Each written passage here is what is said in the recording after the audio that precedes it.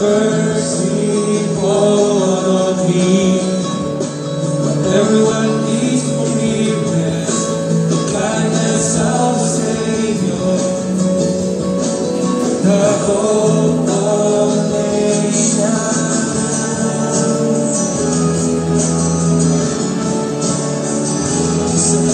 Savior, He can move the mountains. My God is mighty to save. He is mighty to save. Forever. One meter apart. Isang metro. Conquered the grave. Jesus conquered the grave.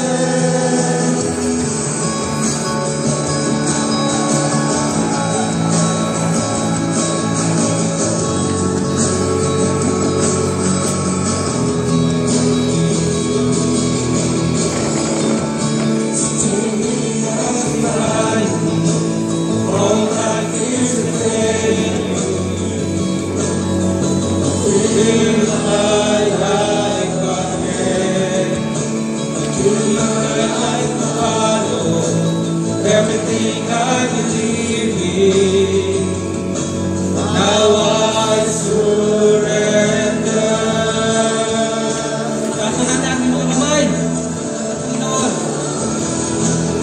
Savior, He can move the mountain. My God is mighty to save. He is mighty to save. Forever, author of salvation. He rose and conquered the grave. Jesus conquered the grave. Savior, He can move the mountain. My God is mighty to save. He is mighty to save. Teka. Medyo layo-layo kayo ha. Nakakatingit-tingit na kayo. Ayos mo na ang space. 1 meter apart. Ganyan o. Isang kamay. Huwag kayong maglapit-lapit. Mag-ingat pa rin tayo. Mag-ingat pa rin. Ha? Kailangan natin mag-ingat. Para tayo ay manatiling ligtas. Sige na, malis ka na dyan at ako na magsasabi. Sige. Harap likod. Isang kamay na gano'n, no? Harap likod, isa. Para yung mga nakaupo riyan sa likuran, natabi-tabi riyan, halika kayo rito, halika. Huwag kayong mantigas ang ulo. Naku, baka bumagal eh. Dito, yan nandiyan sa likod. Isa, dalawa nakaputi na yan. Halika rito, pati ikaw. Kayo tatlo, halika dito. Ito, mga tumami rito upuan. Ibigay niyo yan sa mga darating. Halika.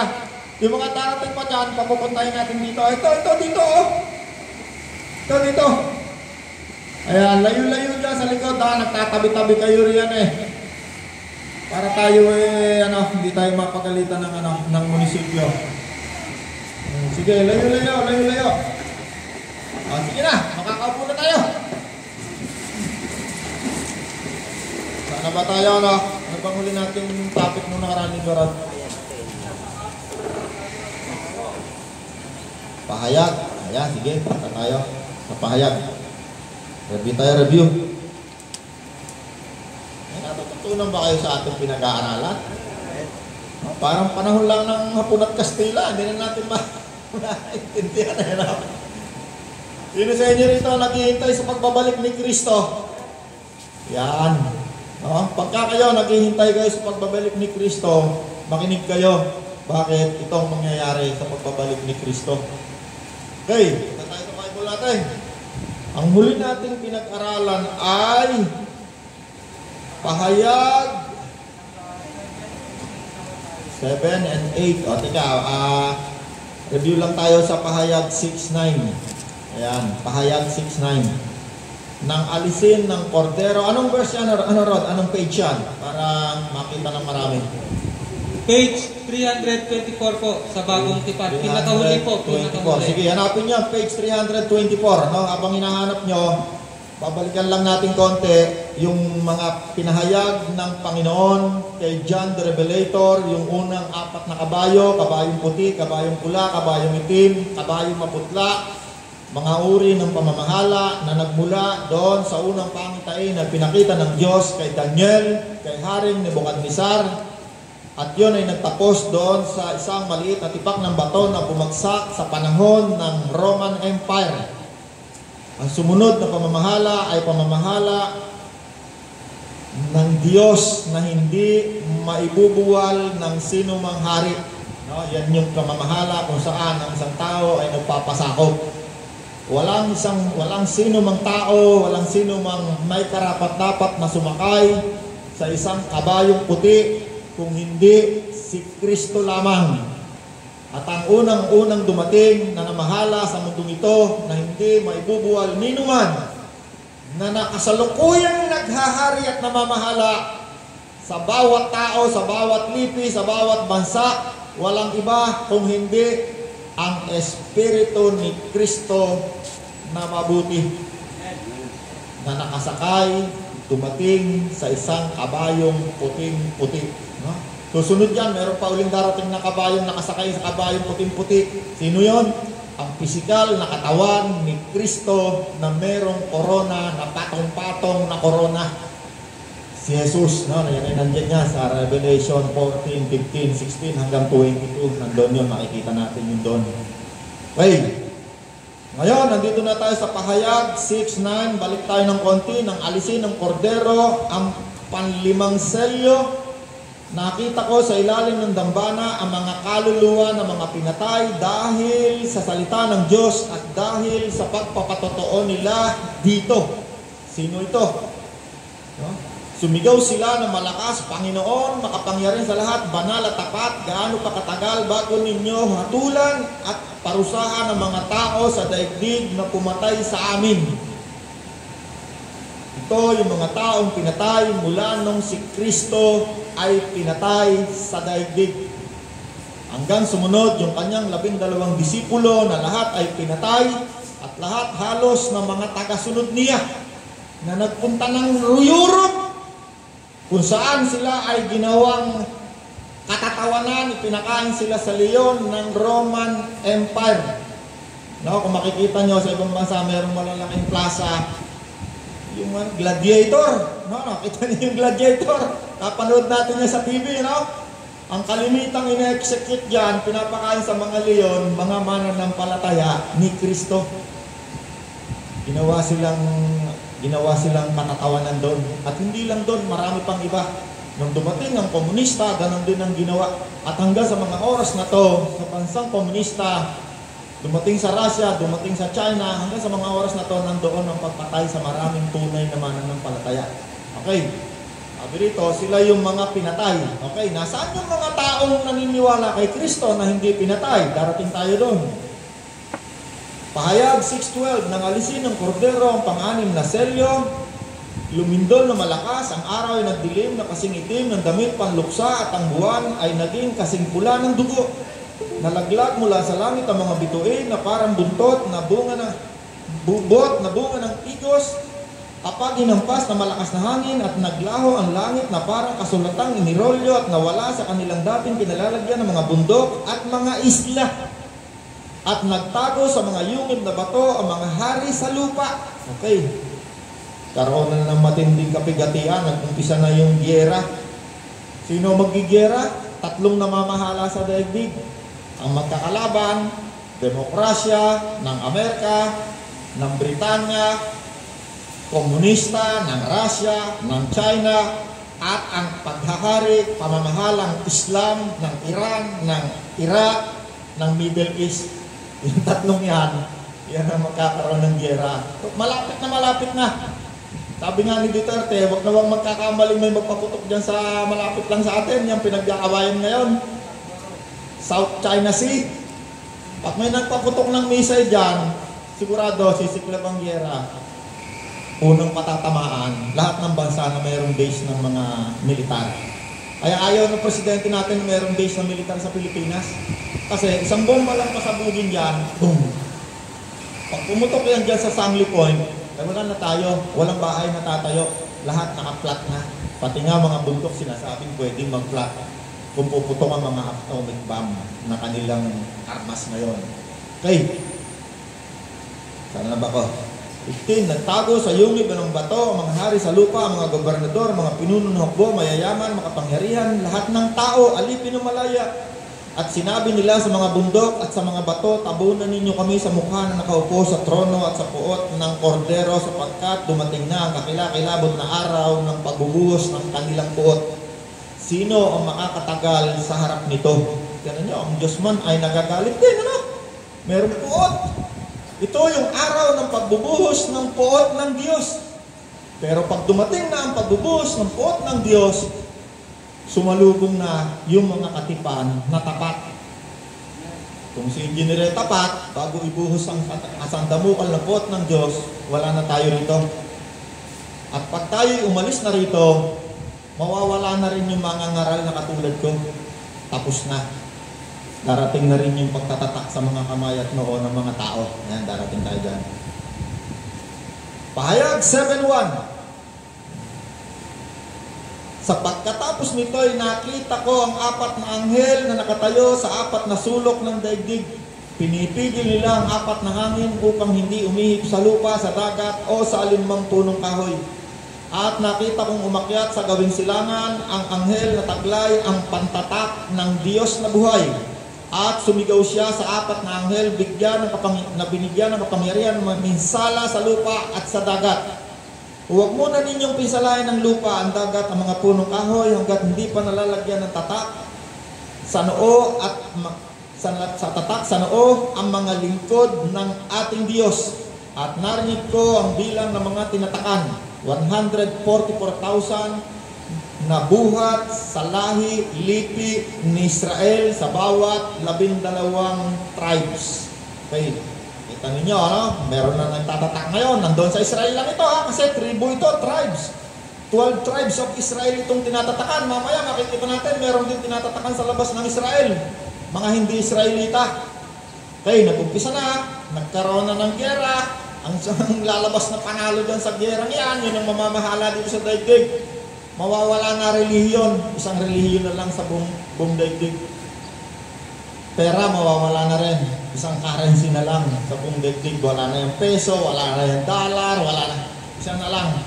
Wala na rin yung bayaran kung ano-ano. No? Makita natin ngayon, meron na ngayon tinatawag na COVID passport. Yung makakapunta ng abroad pag wala ka nun. Susunod dyan, nasa computer ano na yan. Either lalagay yan sa kamay o kung saan. May pattern na yan. Pahayag 1:9. Pagkatapos ay nakita ko ang napakaraming tao na hindi kayang bilangin ni numan. Sila ay mula sa bawat bansa, lipi, wika, lipi, bayan at wika. At nakatayo sila sa harap ng trono at nakadamit ng puti at may hawak na palaspas. Okay, yan ngayon si engineer. Kung si engineer na nakasama sa pagsalubong, kung nakasama sa pagsalubong si brother, kung nakasama sa pagsalubong si Joji, ayan yun siya. Nakita na siya ni John the Revelator. Kung nakasama si pangalawa, Dexter po. si Dexter, no? 2,000 taon na nakakalipas, nakita na niya anong mangyayari. Okay, ito yung mga taong sumalubong, may hawak na mga palaspas, nakita sa langit. Okay, tandaan natin, itong revelation na ito, itong pangyayari na ito ay simultaneous pinapakita ng Diyos kay John the Revelator, pangyayari sa langit, pangyayari sa lupa, pangyayari sa Israel, pangyayari sa labas ng Israel, maging pangyayari doon sa impyerno. Simultaneous, kaya ito, mahirap unawain ito. Ito'y maunawaan lamang ng isang taong kinakausap, pinagpapaliwanagan ng Espiritu ni Kristo. Bakit siya pinagpapahayagan? Sapagkat siya ay may bahagi dito. Ito'y sulat, ito'y tinatakan, ito'y may seal, ito'y hindi pinapadala sa isang taong hindi kasapi. Kapag ang isang taong hindi kasapi ay nagbasa nito at ito'y kanyang inunawa sa sarili niyang pag-iisip, may iba-iba siyang paliwanag dito. Napakarami tetext sa akin. Karali sa mga na ako yung pinaliwanag mo dyan sa mga kabayong puti, yung pula na yan. Sabi ko kay Kristo. Nagmula yan doon sa Revelation kay Daniel. Tinuloy. Marami pa ritong revelation galing kay Daniel, tinuloy dito. Katulad noong 70 linggo na pagtatayo muli ng templo. 70 weeks na pangitain ni Daniel. Alam niyo yung templo hanggang ngayon, di pa natatayo. 2 beses nang winasak yun ng mga imperyo na namamahala sa daigdig. Ang una, Babylonian Empire, no? Abasa niyo yan sa libro, sa history. Itinayo yan ng Persian Empire, giniba uli yan ng Roman Empire 70 years after na ang Panginoong Hesus pupunta sa langit. Sabi ng Diyos kay Daniel, lilipas ang 70 linggo. At ngayon tayo'y naando na 69 week patapos na. Isang kudlit na lang, ando na tayo sa 70. Yung 70 na yan, papasok na yan dito sa Revelation ni John the Revelator na 3 kalahating taon. 7 years. Hey! Makakalula na, ano? Pahayag 1:9. Okay, nandito na. Nakita mo na yung may hawak ng palaspas. Tayo na yan. Yan yung mga sumalubong na. Kung hindi ka tapat, naiwang ka. Pahayag 7:9, no? Pahayag 7:9, sorry. Yan yung mga kaluluwa na nakita ni John Revelator sa langit. Yung una, mga kaluluwang pinatay. Pangalawa, mga kaluluwang sumalubong. Meron pang isa pa. 11, tumayo ang lahat ng anghel sa palibot ng trono ng mga matandang pinuno at ng 4 na nilalang na buhay. Sila'y nagpatira pa sa harap ng trono at sumamba sa Diyos na nagsasabi, Amen. Sa ating Diyos ang papuri, kaluwalhatian, karunungan, pasasalamat, karangalan, kapangyarihan, kalakasan, magpakailan paman. Tinanong ako ng isa pang matandang pinuno, sino naman ang mga taong nakadamit ng puti? Okay, meron pa isang grupo, no? Nakita ni John Revelator, maraming tao, milyon-milyon, hindi mabilang, nandoon sa langit, nakadamit ng kulay puti. No? Yung isa may hawak na palaspas, yan yung sumalubong, nakasama sa pansalubong. Yung isa naman, mga pinatay, hindi nakasama, kasama na mismo ng Panginoon. No? Ito pang isang bahagi ngayon, mayroon pang isang grupo. Sabi ni John Revelator, sino naman ang mga taong ito? Pahayag 7:13. Ang tanong ko sa isang matandang pinuno, sino ang mga taong nakadamit ng puti at saan sila nanggaling? 14, Ginoo, kayo po ang nakakaalam, sagot ko at sinabi niya sa akin, sila ang mga nanggaling sa matinding kapighatian. Nilinis nila at pinaputi ang kanilang damit sa dugo ng kordero. Iyan ang dahilan kung bakit sila ay nasa harap ng Diyos at naglilingkod sa Kanya araw at gabi. At ang nakaupo sa trono ang kukup-kup sa kanila. Hindi na sila magugutom, ni mauuhaw, hindi na rin sila mabibilad sa araw, ni mapapaso ng anumang matinding init. Sapagkat ang korderong nasa gitna ng trono ang magiging pastol nila, sila ay gagabay sa kanila ang mga bukal ng tubig na magbibigay ng buhay at papahirin ng Diyos ang bawat luha sa kanilang mga mata. Alam niyo kung sino yan? Yan yung mga hindi tapat na naiwan na nang dumating ang puot ng Diyos. Alam niyo ang Diyos, lahat ng gagawin niya mayroong dahilan. Magsisisi pa rin. Pero makakaranas sila ng matinding kapighatian. Ngayon, pagka tayo tumanggap kay Kristo, halimbawa si Judith, tumanggap kay Kristo. Halimbawa lang, Judith na heart attack. Punta na yan kay Kristo ngayon. Ngayon din, punta na yan kay Kristo. Ligtas na yan. Paano siya naligtas? Tinanggap lang si Kristo. Panginoon, ikaw na ang Panginoon ko. Umalikod sa kasalanan. Ligtas na. Dumating ang Panginoon, lahat ng tapat. Ligtas na. Pupunta na doon kung saan nandun ang Panginoon, sasalubong. Yung maiiwan, ang kaligtasan, hindi na panahon ng awa. Alam nyo ngayon, nasa panahon tayo na tinatawag na grace, awa. Walang bayad. Tatanggapin mo lang si Kristo, titigil ka sa paggawa ng kasamaan, kung ikaw ay babaero, lasenggo, kahit anong ginagawa mong lahat ng kasamaan, walang bayad. Pag umalis ka sa mundong ito, pupunta ka kay Kristo.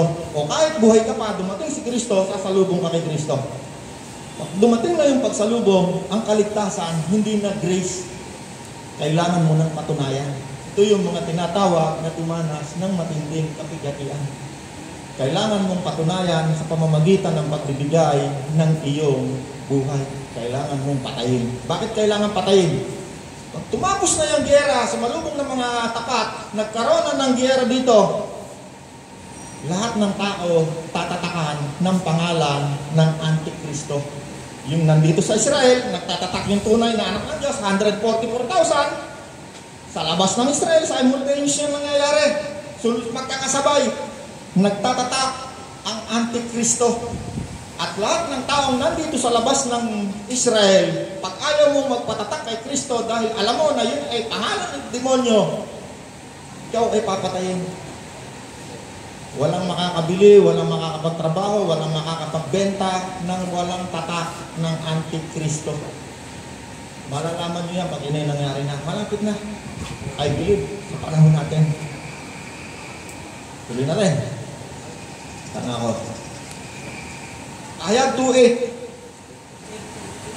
Pahayag 8:1, 8:2. Talo na ko, pahayag 8:6. Pahayag 8:6. At humanda ang 7 anghel na may 7 trompeta upang hipa ng mga ito. Okay, ito na yung 7 trompeta ng salot ng Diyos.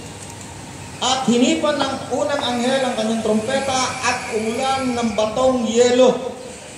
Apoy na may halong dugo, nasunog ang 3 bahagi ng lupa, 3 bahagi ng punong kahoy, at lahat ng sariwang damo.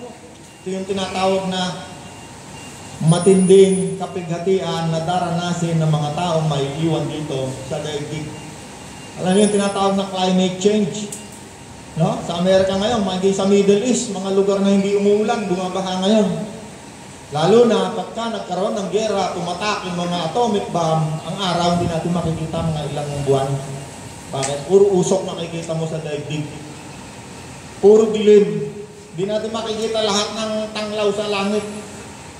Pag nag-giyera yung 3 namamahala na yan sa buong daigdig ngayon, ang bituin, hindi natin makikita, ang araw hindi natin makikita. Walang liwanag na ganyan, parang gabi. Inawala kayo ron? At kapag ang araw hindi sumikat dito sa daigdig, magkakaroon ng tinatawag na pagbabago ng klima sa daigdig. Sabi ng mga scientists ngayon, meron ng pagbabago ng klima. Kaya nagkakaroon ng baha na matitindi, may tagsuyot, may tag-isno nagiging tag-araw, yung tag-araw nagiging tag-isno. Nagkakaroon daw ng climate change dahil doon sa mga usok na ginagawa ng ating mga factory. Usok pa lang yan, ha? Yung mga ginagawa, nakita niyo yung mga malalaking tambutsong gano'n, no? Ginagatungan nyo ng tinatawag na coal, yung uling, para magkaroon ng kuryente. No? Yung iba naman, mga atomic power plant, no? Sabi, yun daw ang pinakamaganda. Pag pumutok yung atomic bomb, yun ang pinakamatindi. Magkakaroon ng sudden change ng climate. Sudden. No? Kakaroon ng ilang degree na pagbaba ng temperatura. At yan, makikita yung yelo ngayon na pumapatak kanyang kalalaki. Ngayon, meron na ganyan kalalaki. Pag pumatak, butas yung basag yung mga salamin na sasakyan. Susunod dyan, yelo. Spesipikado, may nakalagay ko ilang timbang. 50 kilos na mga yelo. At mamamatay ang napakaraming tao. Okay, pahayag 2:8. Nang hipa na 2 anghel ang kanyang trompeta, bumagsak sa dagat ang isang parang malaking bundok na nasusunog. Kaya ito, no? Hindi sinabi kung ano. Pero alam niyo ba, may sinasabi mga scientists. Mayroong isang napakalalaking mga, yung bulalakaw kung tawagin sa Tagalog, pero may term sa English, yung asteroid. 10 kilometro ang laki. No, sinasabi ng mga scientists, yung mga dinosaur ng araw kaya namatay, mayroong asteroid na napakalaki bumagsak sa daigdig. Mas malakas pa sa 100 atomic bomb yun. No, sabi rito, mayroong babagsak na isang napakalaking bundok, parang malaking bundok na nasusunog, no? Asteroid, bulalakaw, malaki. At naging dugo ang 3 bahagi ng dagat, namatay ang 3 bahagi ng mga nilalang na naroroon. At nawasak ang 3 bahagi ng mga sakyan na pangdagat na naroroon.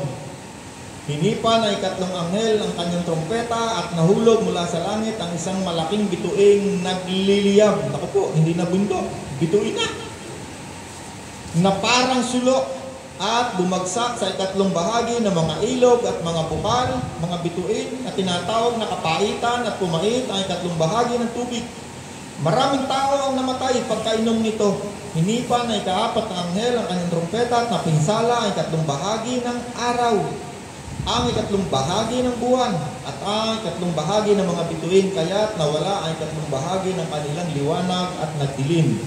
Ang ikatlong bahagi ng maghapon at walang tumanglaw sa ikatlong bahagi ng magdamag. 13. Pagkatapos ay nakita ko ang isang agilang lumilipad sa kalawakan at narinig ko itong sumisigaw, kalagim-lagim, kalagim-lagim, kalagim-lagim, kalagim-lagim!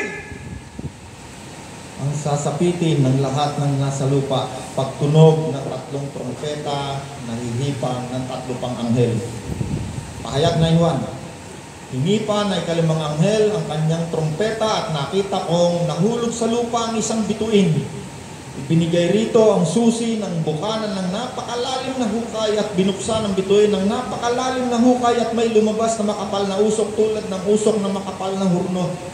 Kaya't nagdilim ang araw at ang magpapawid mula sa usok na may naglabas sa mga balang na kumalat sa lupa at binigyan sila ng kapangyarihan tulad ng mga alakdan at pinabilin sa kanila na huwag sirain ng mga damo, punong kahoy, anumang halaman. Ang mga tao lamang na walang tatak ng Diyos sa noo ang maaari nilang saktan. Hindi pinahintulutan ng mga balang na patayin ng mga taong ito, kundi pahirapan lamang sa loob ng 5 buwan, parang kagat ng alakdan ng kirot ng kagat ng mga balang na ito. At sa loob ng panahong iyon, nahanapin ng mga taong kamatayan, ngunit hindi ito matatagpuan. Nanaisin nilang kamatayan, ngunit lalayuan sila nito. 5 buwan, walang mamamatay. Malulugi yung mga sepulturero. Yung mga purinarya, malulugi.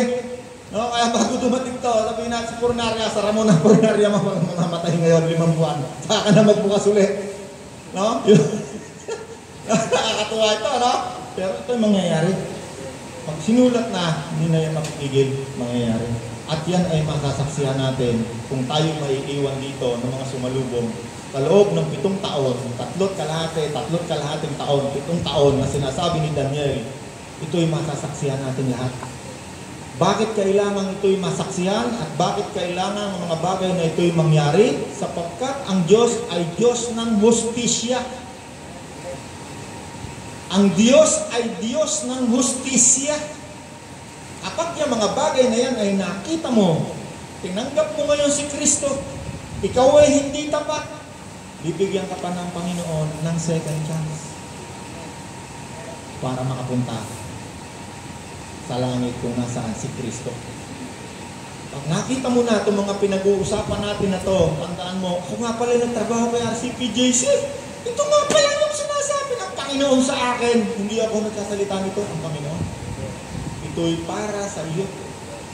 Para matandaan mo ano ang mangyayari pagkatapos nito. Hindi aksidente na napunta ka rito sa RCPJC. Walang kumpanya sa daigdig na ito na nagtuturo ng ganito sa mga tao na nagtatrabaho dito. Si Kristo lang. Hindi aksidente na nandito ka. At kapag tayo'y dinatnan ni Kristo, tayo'y naging tapat, tayo'y sumalubong, pagbalik ni Kristo dito sa lupa, sigurado may gagawin ng Panginoon. Maaaring tayong mamamahala dito sa lugar na ito ng 1,000 taon. Isipin niyo, mga politiko, 3 taon lang yan. No? Pang kampanya pa yan, maglalagay pa yan ng kung ano-ano. Pagdating ni Kristo, kasabi tayo, ano meron tayo? Meron tayong kapangyarihan, tungkod na bakal. Hindi lamang kapangyarihan na baril. Bakit? Hindi ka tatabla ng baril. Pag sinabi mo, ikaw, masusunog ka ngayon, masusunog ka. Kapangyarihan galing sa Diyos. At dahil doon, magkakaroon ng 1,000 taon ng kapayapaan sa daigdig. Na ang mamamahala ay walang iba kung hindi si Kristo. Matatapos na lahat ng uri ng pamamahala sa mundo nito. May naintindihan tayo? Sinong nagpapaintindi sa atin? Si Kristo! Ang Diyos! Ang Panginoon! Ulit pa natin konti. Para mas lalo nating maunawaan at hindi natin makalimutan. Saan na tayo, Rod? 9:4. Okay, pinagpili na huwag sirain ng damo, pinagtulutan ng balang na patayin ng mga tao, pinagtulutan ng mga balang, ang mga taong to kundi pahirapan lamang sa loob ng 5 buwan. 6. Sa loob ng panahong iyon, hahanapin ng mga taong kamatayan, ngunit hindi ito matatagpuan. Nanaisin nilang kamatayan, ngunit lalayuan sila nito. Okay, tatalon ako ng konti. Pahayag 9:12. Nakaraan na ang unang lagim, 2 pang lagim ang darating. Puro lagim. Hinipan na ika-6 na anghel ang kanyang trompeta at narinig ko ang tinig mula sa mga sulok ng gintong dambana na nasa harapan ng Diyos. Iniutos nito sa ika-6 na anghel na may trompeta, kalagan mo ang 4 na anghel na nakagapo sa tabi ng ilog Euphrates. At pinalaya ang 4 na anghel upang patayin nila ang 3 bahagi ng sangkatauhan. Talagang inihanda sila para sa oras, araw, buwan at taong ito. Narinig ko ang hukbong nakakabayo, 200 milyon. Sa aking pangitain ay nakita ko ang mga kabayo at ang mga dibdib ng mga sakay nito ay may mapulang baluti gaya ng apoy, asul gaya ng sapiro at dilaw na parang asupre. Ang ulo ng mga kabayo ay parang ulo ng leon. At ang kanilang bibig ay bumubuga ng apoy, usok at asupre. Pahayag 9:18. Ang 3 bahagi ng sangkatauhan ay pinatay ng 3 salot na ito. Nakita nyo, puro salot, ano? Kaya ngayon, takot na takot tayo sa salot, ano? Nakita nyo ngayon, ano? Salot na hindi makita, takot na takot tayo, hiwalay tayo, suma tayo mas, ulangin tayo na. Ulang na lang, magsaklong tayo ng plastic sa buong katawan natin. Yan ay patunay dahil may mga salot na darating sa daigdig na ito. Hindi lang basta salot, salot na nakikita. Itong salot na ito, hindi nga natin nakikita, takot na takot tayo eh. Halos pagdadalawang taon na tayo nagtatago sa ating mga sukbutan eh, no? Halos ang buong daigdig, magsaran, laglaglagan na nga napakaraming negosyo. Pati nga itong Philippine Airlines na yun eh, ito na, bibili na yata ng gobyerno eh. Samdam mo ka lang pera nito silusyutan, babagsak pa rin. No, libo-libo, milyon na tao nawalan ng trabaho. Kita ninyo, salot lang ito na hindi nakikita ha. Hindi nga natin makikita sa lita, hindi natin malaman paano nakakahawa. Kaya nga mayat maya tayo, hiwalay tayo, hiwalay! Sabi ng mga tao, may salot! Hindi naman malaman kung nasaan yung salot na yan. Tanda mo lang gastos natin. Pag sumalubong na tayo kay Kristo, dito sa daigdig na ito, sanda mo ka na salot. Itong 7 anghel na ito, kada trompetang hinipan dito, apigati ang matindi. Isa na dito, apigati ang galing sa mga salot. Okay, tuloy tayo. 20. Ang natira sa sangkatauhan na hindi namatay sa mga salot na ito ay hindi. Basa ba kayo? Ang mga hindi namatay sa mga salot ito, anong nangyari? Hindi pa rin nagsisi! Kita ninyo, ano? Hanggang sa panahon na to, mayroon pa rin niyandaan Diyos, ano? Pero walang nangangaral. Bakit? Sapagkat nung sila'y nabubuhay, may nangaral na sa kanila. At nung panahon na ito, na bawal na mangaral, wala na yung ganito, hindi na pwede. Alam niyo kung saan na lang may nangangaral?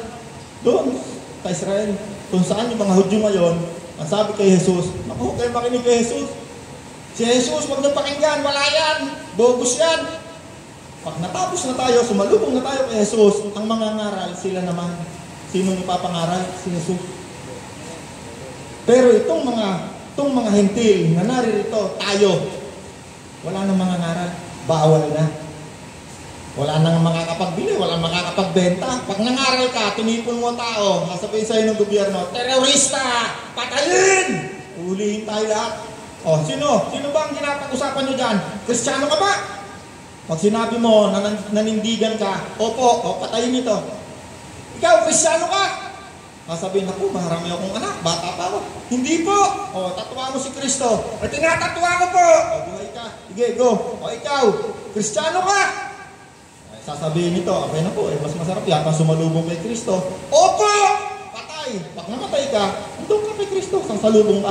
Yun yung mga kaluluwang nakita ni John Revelator na nagdanas ng matinding kapighatian. Naligtas pa rin. Pero hindi na sa pamamagitan ng awa. kailangan nilang patunayan na sila'y mananampalataya. May naunawa ba tayo? Ngayon, kung sa ating pakitingin ngayon, pagtingin, naku, itong aking pananampalataya, para bang kakatuwa. Nakita nyo ngayon, tumitibay ang pananampalataya nyo. Bakit? May dokumento. Ito lamang ang pangyayari sa daigdig na ito na 2,000 taon bago dumating si Kristo, nakadokumento. Ito lamang bansang ito ng Israel ang nakadokumento na naging isang bansa mula lamang sa isang tao. Sulat pa nga yung pangalan sa nanggaling si Abraham, si Isaac, si Jacob, 12 tribes. Tignan nyo, no? Ang kaugnayan ng Israel, ang bansang Israel, yan ay orasan ng Diyos. Hindi po pwede yan mawala sa daigdig na ito. At hindi tayo pwedeng sumapi doon. Bakit? Sila'y pinili ng Diyos. Personal, handpick. Isang tao lang ang pinagmulan niyan. Walang bansa sa daigdig na ito na ginawa ng Diyos na isang malaking bansa, kundi lamang sa isang taong pangalan, Abraham. Kaya huwag na tayo magyabang-yabang. Naku tayo, Hudyo na kami, wala na mga Hudyo, kami na mga Hudyo. Sabi ni Apostol Pablo, hunghang, hindi mo na unawaan ang isang hiwaga. Ang pagtalikod ng mga Hudyong ito'y in part lamang, panandalian. Anong sabi ni Apostol Pablo? Sapagkat alam ni Apostol Pablo ang mangyayari. Alam ni Apostol Pablo kung ano ang hiwaga. Pag sinabing hiwaga, walang explanation, di mo yan ma-explain. Ang nag-explain lang yan, Espiritu ni Kristo. Kaya sinabi ni Kristo, kapag wala ang Espiritu ni Kristo sa isang tao, hindi niya mapapaniwalaan si Kristo. Paano mo mapapaniwalaan si Kristo? Nagpunta doon sa langit, ano kinakain niya ron? Anong sinakyan niya ron? Wala namang hangin doon. Paano nakakalakad sa tubig? Wala. Hindi maniniwala. Bakit? Ang law of science, hindi ka pwedeng lumakad sa tubig, lulubog ka. Si Jesus, lumalakad sa tubig. Pag sinabi ng Diyos, kahit nakalubig, tumayo ka, bumaka ka, halika rito, lalakad yan, tatayo, hindi mo mapaliwanag paano nabubuhay, paano siya gumagawa. Bakit? Si Jesus ay punong-puno ng hiwaga. Hindi kayang arugin ng isip ng tao. Ang nakakaarok lamang sa kanya, Espiritu niya mismo. Kaya yung mga nag-aral sa mga eskwelahan, pag alis niyan, sari-saring doktrina dala niyan. Sila nag-aaway yan, nagpapatayan pa nga yan. No? Napanood na natin sa TV yan. Yung isa nga, kamamatay lang. No? Mayroon pa nga doon sa Davao, siya na raw yung ganito. At lahat ng mga religion dito sa mundong ito, hindi ko sinasabing lahat, no? Marami. May kanya-kanyang eskwelahan yan. Pag lumabas yan, sila mag-aaway dyan. Sabi ni Kristo, ang pinakadakilang guro sa daigdig na ito na hindi nagkakamali ay ang Espiritu Santo. Bakit? Punong-puno ng pagmamahal yan. Yung mga nag-aral sa Bible School, paglabas niya, ibigay niyo sa akin ng 10% ng sweldo ninyo. Pupunta kayo lahat ng langit. Pag hindi nyo binigay kayo, magiging magnanakaw. Sumpain sila lahat ng Panginoon.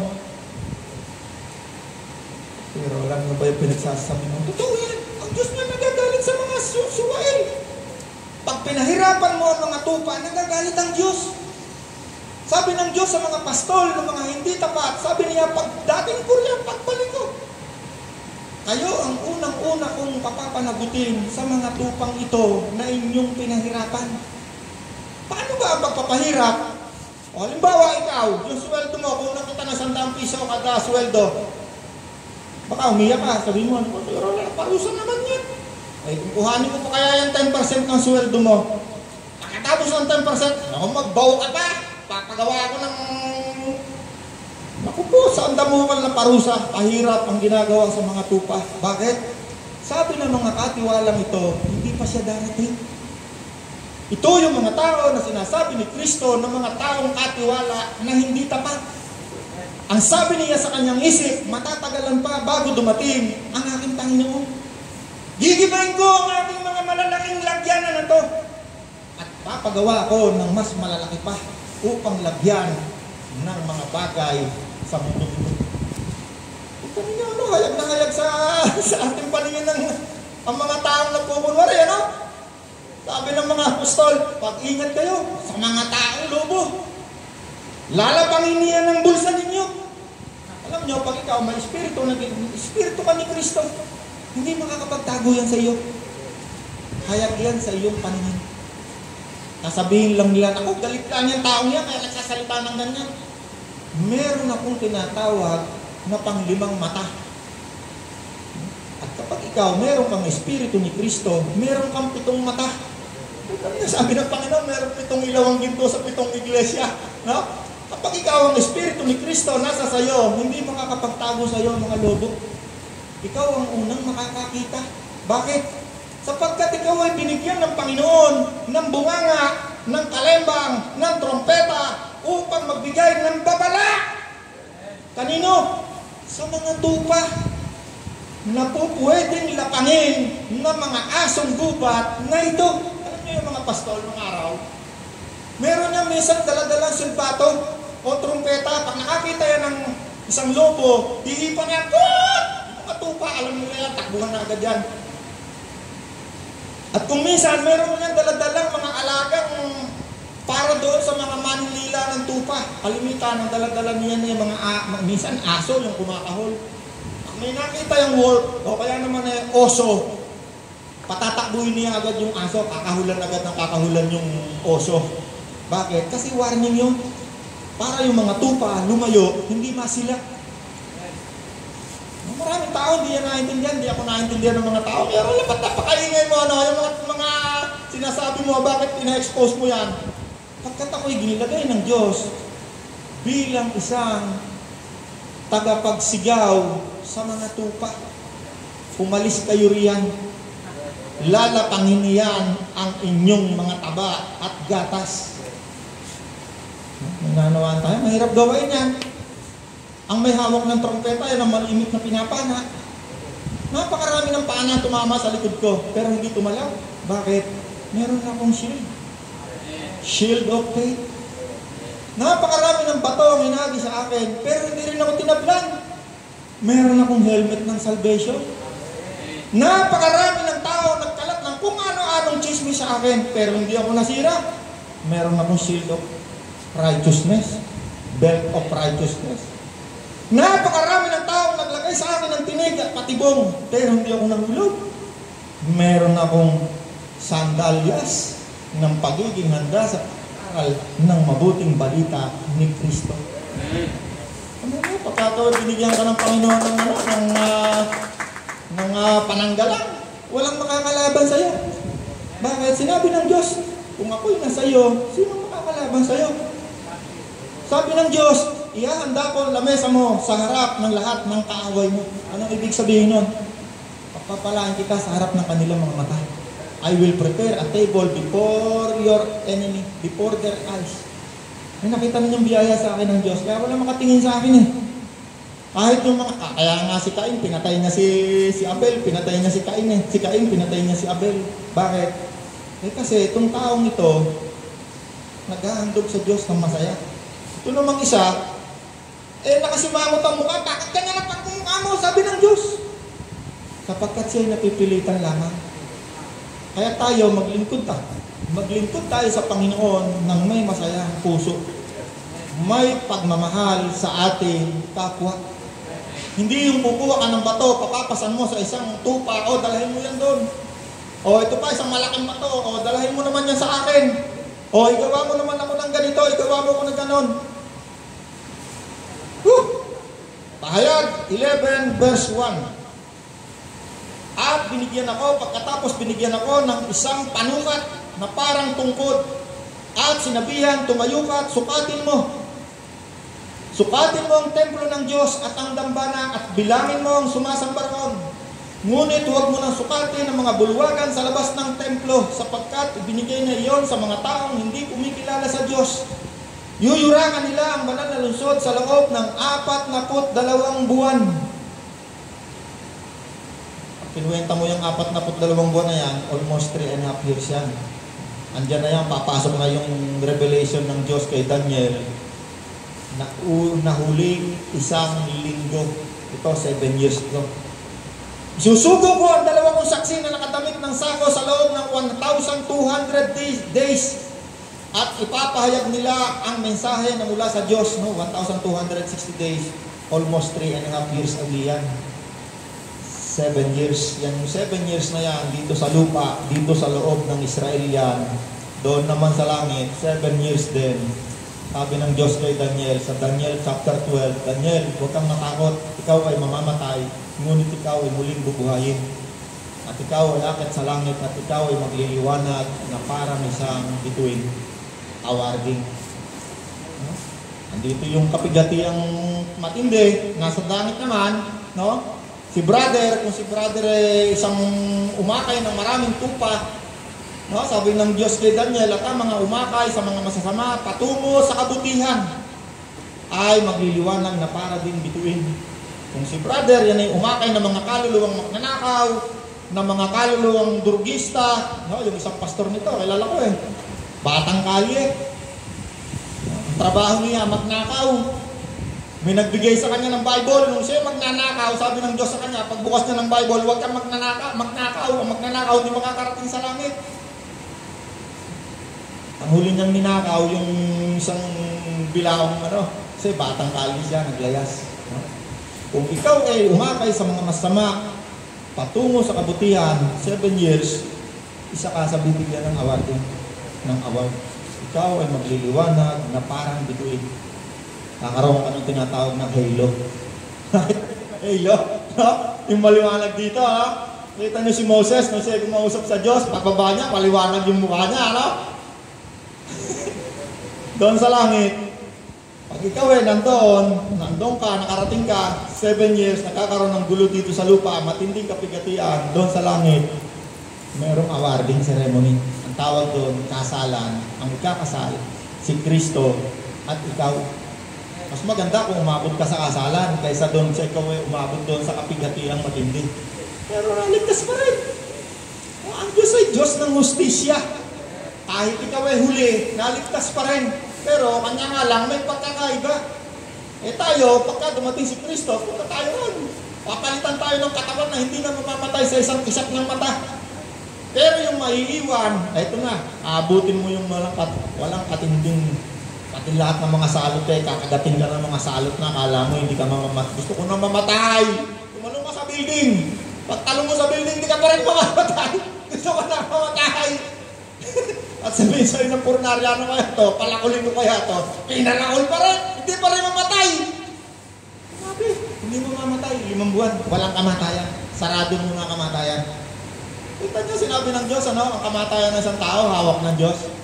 Pag sinabi ng Diyos, mamamatay ka mamamayang gabi, mamamatay ka. Pag sinabi ng Diyos, hindi ka mamamatay, hindi ka mamamatay. Kahit tumalong ka sa yero. Marami nang tumalong sa yero, hindi namatay.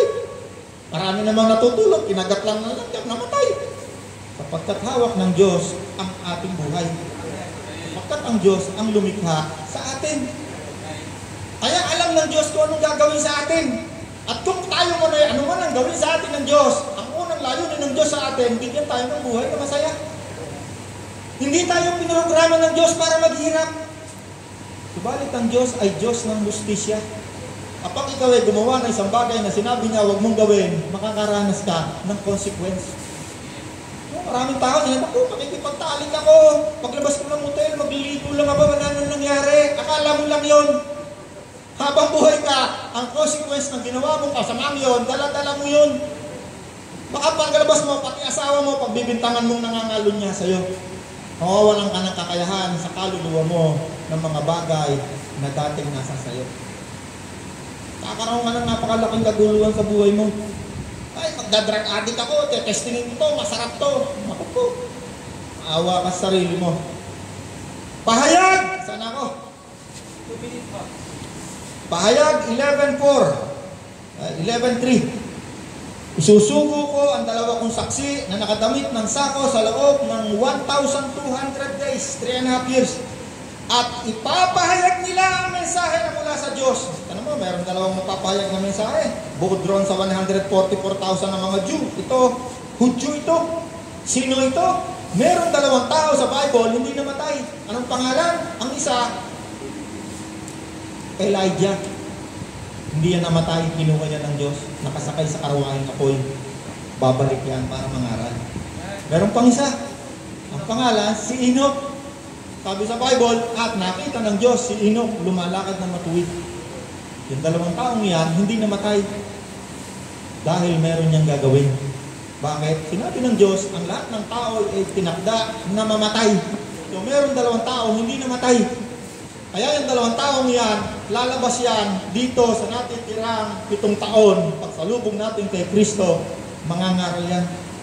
At pag yan ay nangaral, yan ay papatayin pero hindi nila kayang saktan. Pag sinabi niyan, magkaroon ng salot ng langgam, makakaroon. Pagkarami niyan, o dyan sa Pilipinas, yung mga tao riyan, dadagsain kayo ng lamok, dadagsain kayo ng lamok. O pag sinabi niya, o yung mga palaka, tatalon dyan sa Maynila, babawi yan, palakayan. At dahil doon, magngangalit ang ngipin sa 2 ito na nangangaral. Saan siya nangangaral? Doon sa loob ng Israel. Kunti na lang. Ano ba, Rod? Meron pa? Sige, meron ng konti lang ha. Tatalon ako ng konti. Pahayag 11:18. Pahayag 11:18.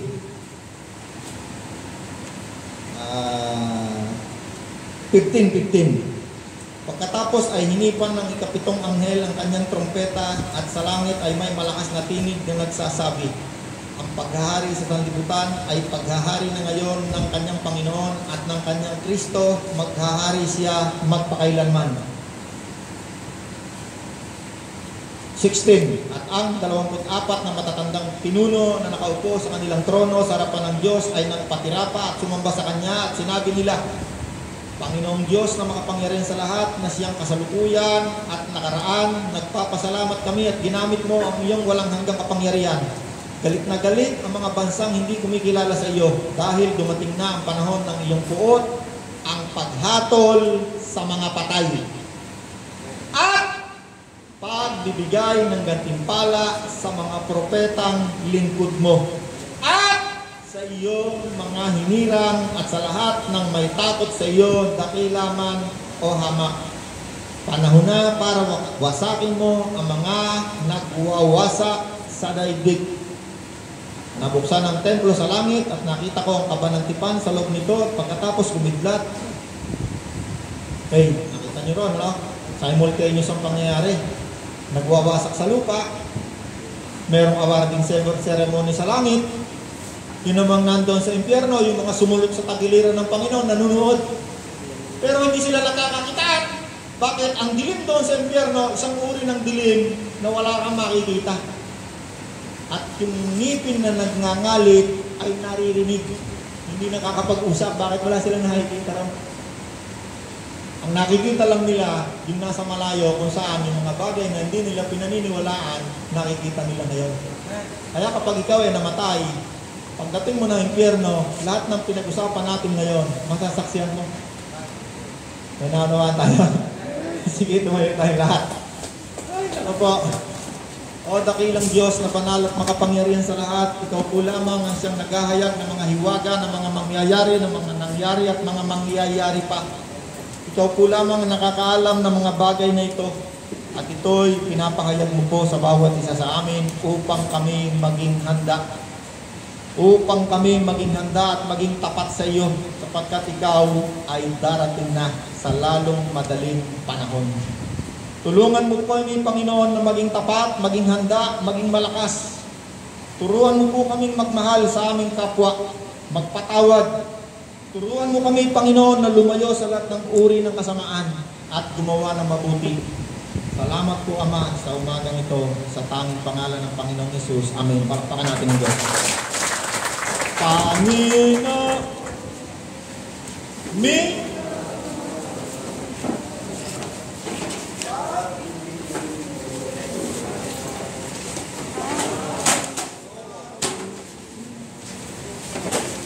Panginoon, minamahal, sasambahin kita habang nabuhay. Ayunat nyo ang inyong kamay.